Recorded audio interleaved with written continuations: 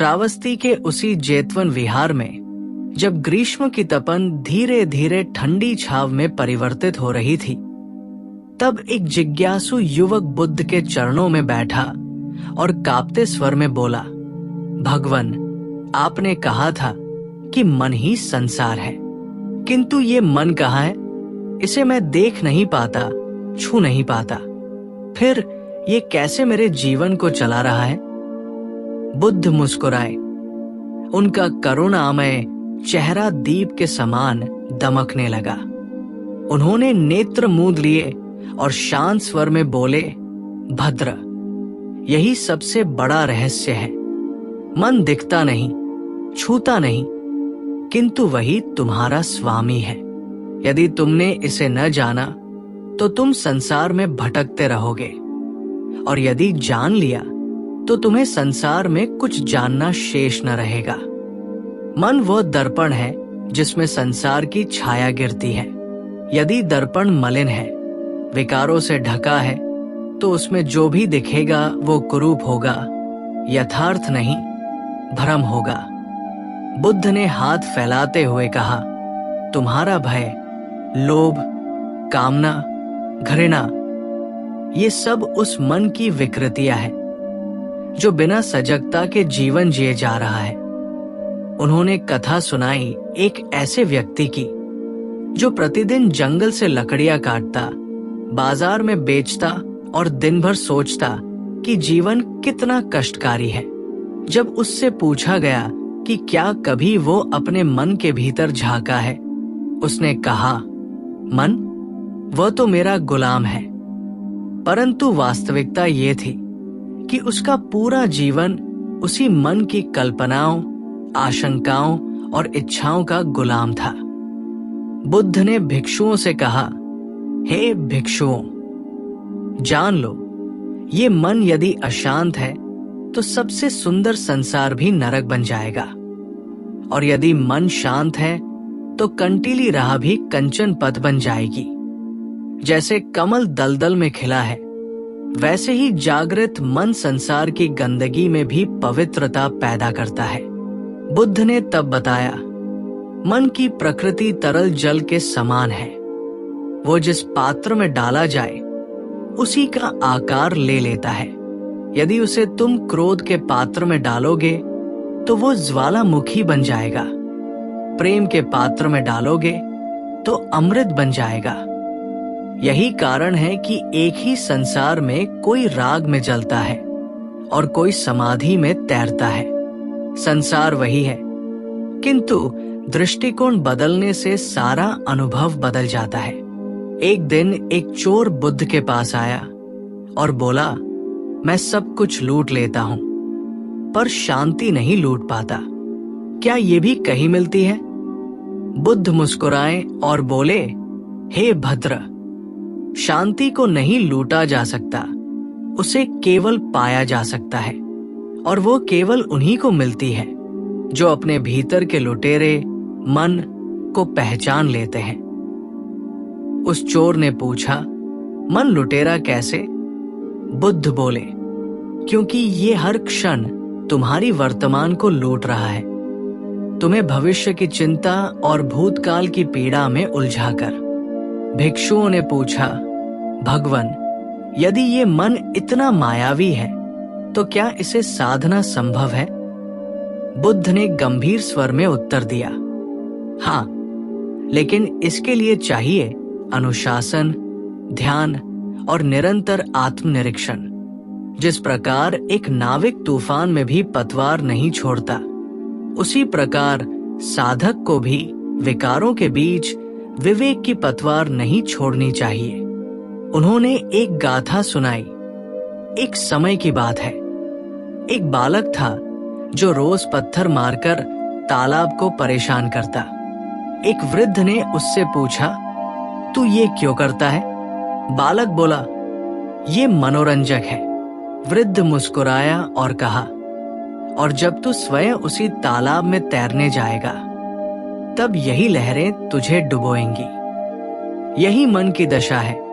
आज हम विकारों को आनंद समझकर उसे भड़काते हैं, कल वही हमें डुबो देते हैं। इसलिए हे भिक्षुओं, बुद्ध बोले, मन की हर गति को देखो, विचारों की आहट सुनो।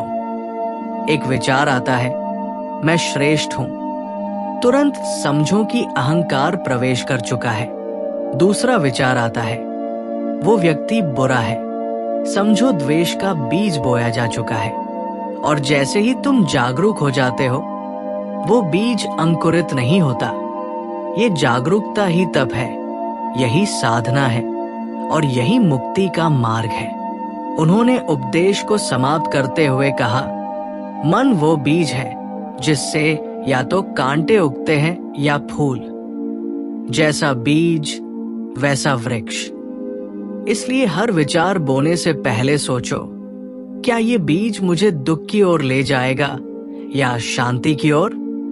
और जब तुम इस सजगता के साथ जीना प्रारंभ करोगे, तब तुम न केवल अपने मन को जीतोगे, बल्कि समस्त जीवन को भी। अगले दिन पुनः प्रातःकाल में, जब आकाश में स्वर्णिम किरणें झरने लगी, भिक्षुओं की सभा में गहन मौन व्याप्त था। बुद्ध ने नेत्र खोले और बोले, भिक्षुओं, आज हम उस अंतिम रहस्य की चर्चा करेंगे जो मन को जान लेने के बाद शेष रहता है। जब तुम जान लेते हो कि मन ही दुख का मूल है, तो अगला प्रश्न उठता है, इस मन के पार क्या है? भिक्षु चकित थे। बुद्ध ने कहा, मन एक सरोवर की तरह है जिसमें विचार लहरें हैं। जब तुम लगातार ध्यान करते हो, सजगता से प्रत्येक लहर को पहचानते हो, धीरे धीरे लहरें शांत होती हैं। और जब कोई लहर नहीं रहती, जब विचार शून्य हो जाते हैं, तब जो बचता है वो चित्त की मूल प्रकृति है और वही तुम्हारा सच्चा स्वरूप है। अचिंत्य, अशब्द, अनंत शांति। एक भिक्षु बोला, भगवन, क्या वो निर्विचार अवस्था मृत्यु है? बुद्ध बोले, नहीं भद्र, वो मृत्यु नहीं, वही सच्चा जीवन है। क्योंकि आज जो तुम जीवन कहते हो, वो मन की हलचल मात्र है। तुम क्रोध को जीवन समझते हो, वासना को प्रेम समझते हो, आकांक्षा को उद्देश्य समझते हो, पर ये सब मन के भ्रम है। जीवन केवल तभी प्रकट होता है जब मन थम जाता है। जैसे बादल हटते हैं तब आकाश दिखता है, वैसे ही विचार हटते हैं तब जीवन का आकाश खुलता है। उन्होंने एक दृष्टांत सुनाया। एक बार एक बौद्धिक विद्वान मेरे पास आया। उसने अनेक ग्रंथ पढ़े थे और बोला, मैं निर्वाण जानना चाहता हूं। मैंने कहा, पहले खाली हो जाओ। वो चौंका, मैं तो ज्ञान से भरा हूं। मैंने कहा, यही तुम्हारा बंधन है। वो न समझ सका। जैसे तुम कोई भरा हुआ पात्र लेकर पानी भरने जाओ, वो छलकेगा ही, वैसे ही भरा हुआ मन कभी सत्य को ग्रहण नहीं कर सकता। पहले अपने विचारों, धारणाओं और द्वंद्वों से रिक्त हो जाओ, तभी सत्य उतर सकेगा। भिक्षुओं ने प्रश्न किया, भगवन, ये रिक्तता कैसे संभव है? बुद्ध ने उत्तर दिया, ध्यान के माध्यम से। जब तुम श्वास को देखते हो, बिना उसे बदलने के, केवल जागरूकता से, तब एक क्षण आता है जब विचार रुकते हैं। वही क्षण ध्यान है, वही द्वार है। और उस द्वार से जब तुम प्रवेश करते हो, तब जो अनुभव होता है वो शब्दों से परे है। यही कारण है बुद्ध बोले कि मैंने न कभी ईश्वर की बात की, न आत्मा की। मैंने केवल चित्त को जानने का मार्ग दिया, क्योंकि जिस दिन तुमने चित्त को जान लिया, उस दिन तुम जान जाओगे कि कोई मैं है ही नहीं। जो था वो विचारों का संकलन था, स्मृतियों की भीड़ थी। जब वो भीड़ हटती है, तब जो शुद्ध चेतना प्रकट होती है, वही बुद्धत्व है। उन्होंने अंत में कहा, मन तुम्हारा मित्र भी हो सकता है और शत्रु भी।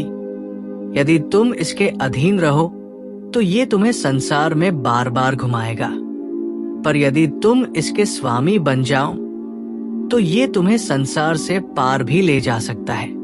इसलिए हे भिक्षुओं, उन्होंने गंभीर स्वर में कहा, मन को सजगता की आग से देखो, श्वास की डोरी से बांधो, करुणा की छाया में रखो और उसे इतना शांत कर दो कि वो स्वयं शून्य में विलीन हो जाए। तब जो शांति प्रकट होगी वो अमर होगी और वही तुम्हारी मुक्ति होगी।